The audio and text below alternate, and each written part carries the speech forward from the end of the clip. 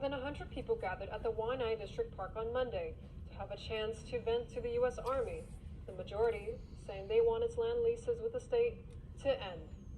Wars do not mean life. The U.S. Army is considering the future of 6,300 acres of state leased land.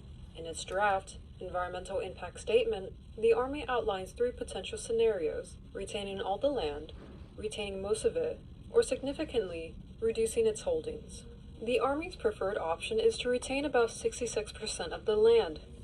However, many community members argue that the Army doesn't need these areas and should let the leases expire.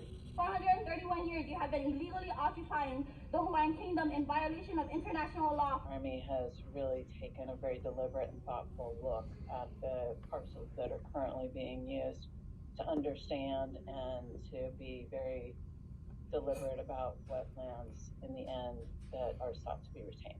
In the Army's draft EIS, it says, quote, "Loss of the state-owned lands would result in impacts on mission-critical training because the Army would no longer have access to these maneuver areas and infrastructure on state-owned lands."